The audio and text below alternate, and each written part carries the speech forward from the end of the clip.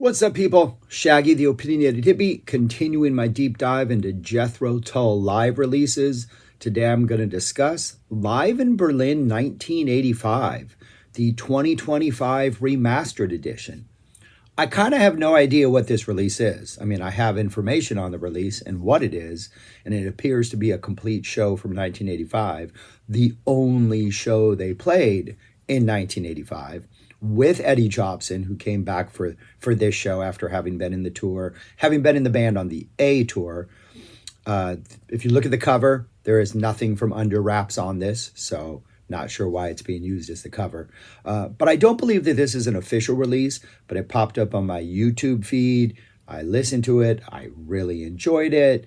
It does sound pretty good. It sounds like it might be an FM broadcast that's been, remastered. I guess it sounded worse originally. I've seen another couple after discovering this, I kind of did some research. Apparently, this is a bootleg that's in circulation. I've seen different covers for it.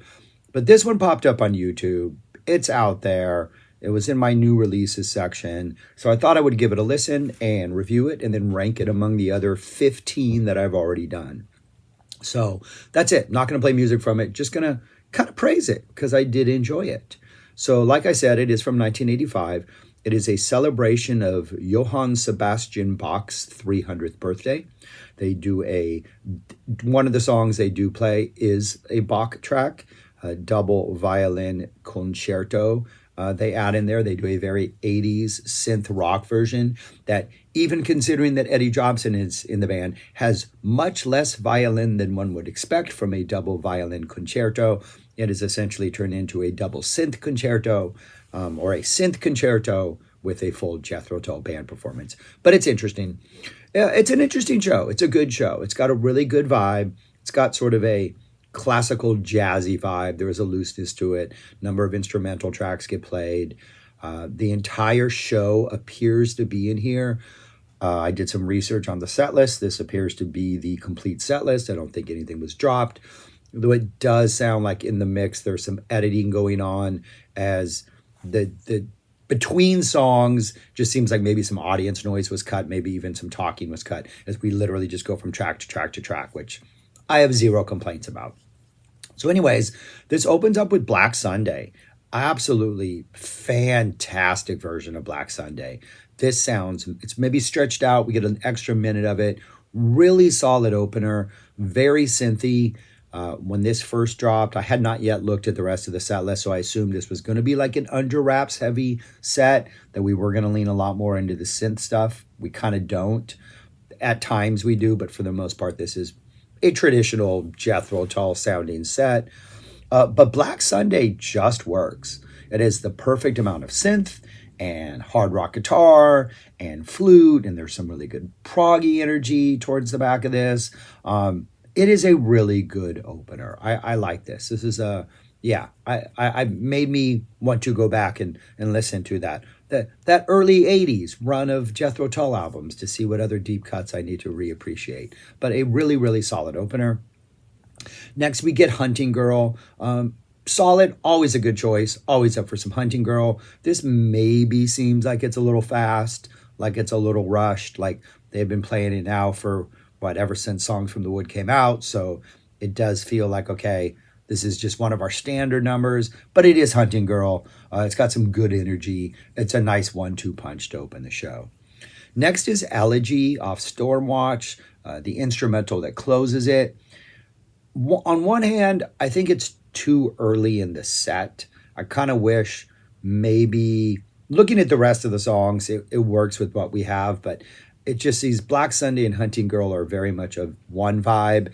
And then we go into Elegy and we kind of switch gears. And we kind of switch gears for the rest of the show for the most part.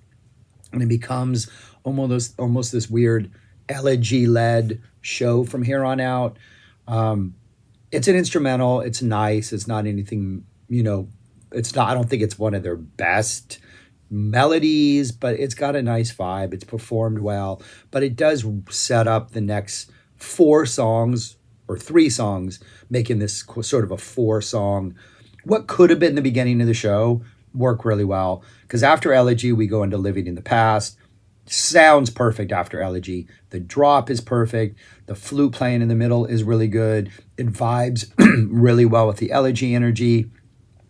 The latter half of the song, it's sort of like updated to give us a more modern 80s Jethro Tull flex, as they tended to do with this song. But the first half is more traditional. So it's a nice version of Living in the Past that's also living in the present. So yeah, I managed to make that happen. But it's really good, and it works really well after Elegy. Then that goes right into directly into Serenade to a Cuckoo. Great segue. Absolutely great selection to play this song here. It's nice and loose and jazzy. Jobson gets a violin solo during this really nice boom, boom, boom, boom, boom, boom, like walking bass jam in the middle. That goes into a guitar solo. Really nice, loose, jammy instrumental that pairs really well with the Elegy instrumental, into Living in the Past, into Serenade to a Cuckoo. Really good segment of the show. And then that, after we get over Serenade to a Cuckoo, we go right into Too Old to Rock and Roll, which is just absolutely the perfect placement, perfect drop, works well. Your typical long, nice, jammed out Too Old to Rock and Roll, just kind of that loose feeling towards the end. It works really well. And I've always been like this song live. I'm always hit and miss on this song live. I like some of the ideas in the song, but I always thought it was too long, or just the momentum wasn't sustained from that initial drop. And you're like, oh, this is that song. Here it really works, because there is sort of a loose, carefree patience to Elegy and Living in the Past and Serenade to a Cuckoo that does have energy, and they are well performed. But there is this sort of like take our time vibe about those that works really well with Too Old to Rock and Roll. And that almost seems to like put a little bow on the first half of the show, essentially. After that, we get Wandering Aloud. Acoustic guitar sounds absolutely fantastic. That goes into Beret with the Soiree jam towards the end, or that little proggy written section that sometimes gets included in here. Always fantastic. The flute playing in here is great. The Soiree part at the end, how do you say it? Soiree, right? Soiree. Kind of funky, some really nice piano playing, really well. I mean, it's just the Beret Soiree is awesome. Just absolutely fantastic. And then we go into Double Violin Concerto by Johann Sebastian Bach. Very synthy opening. This is a very synthy Jethro Tull vibe, but it's Bach. And I'm not familiar with the original Double Violin Concerto, but is We Wish You a Merry Christmas part of that? Because at one point they play the melody to We Wish You a Merry Christmas. There's not as much Jobson violin as one would expect from something called a double violin concerto, but there is a lot of synth energy, and it works. It works really well in the set. I think having Elegy early on helped set up this. Having Serenade to a Cuckoo early on helped set up this. Heck, parts of Living in the Past helped set up this. The Beret Soiree instrumental awesomeness helped set up this. So it's well done. Like, they thought this out. They didn't just do like a typical Jethro Tull set list, plug this in honor of his 300th birthday, like a really well-planned set. Then we get Aqualung. I would say the highlight of Aqualung is the bass playing, especially during the solo. It is absolutely fantastic. We get a big rock ending to this. That goes into Locomotive Breath, which is just works from note one all the way to the end. We get a full-on opening piano guitar jam before we get the drop. The song is performed well. And then we get a really awesome proggy rock coda after the song is essentially played proper. So they extend it out for another couple minutes. We get some really nice synthesizer sounds in there that just sound very 80s and very early synthy, but also at the same time work and sound cool. So that's absolutely fantastic. And then unfortunately, as far as Thick as a Brick goes, I'm assuming this was in real time. It doesn't feel like it's edited, but once Locomotive Breath ends, we just literally get the very last, like less than a minute of Thick as a Brick, that very last acoustic little ending that's on the album. So, and that's the show. It all fits on one disc. It was part of what I'm assuming was a larger ceremony for Bach. This was the only show that they played in 85. The sound does sound like it could be an FM radio broadcast. It has that flatness to it where like you're listening to a radio broadcast. You're just getting that flat sound, but the vocals are kind of standing out. The soloists are standing out, but it's not bad sounding. But I really enjoyed it. I really like the vibe of this. Having Black Sunday as an opener, I think, is a big draw because it's a deep cut song that I don't revisit a lot, but it really works as an opener. Hunting Girl is always good. I like the elegy through Too Old to Rock and Roll. Tetralogy, four-part tetralogy. I learned that term talking about one of my last videos. I forgot what video that was.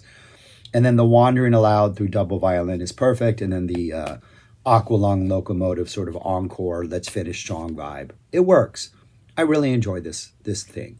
If I had to rank it among the other 15 I've already done, I have it there at 8, sort of in the middle, right above that Under Wraps one. I just think I really like that, the Under Wraps one, which is that show right below it at 9. I really like hearing those songs in a live context, even though they're very synthy. I think it brings out their strengths. But from start to finish, this is more of just a solid show instead of a curiosity, curio. But yeah, 8.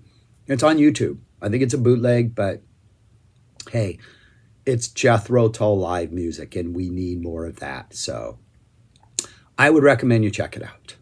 And if you know anything about it, about the release or anything like that, let me know in the comments. But that's all I got. Thanks for watching. Subscribe, like, share, comment, and go listen to this. Go enjoy. It's Sunday when I'm making this. It's freezing cold outside. We got a cold front that came in over the night, so it's windy and cold, which is why I'm double layered for the first time in a long time. All right, that's it. What was the word? I can't even remember the word. I'm rambling. I can't even remember that word. Peace. Talk to you later.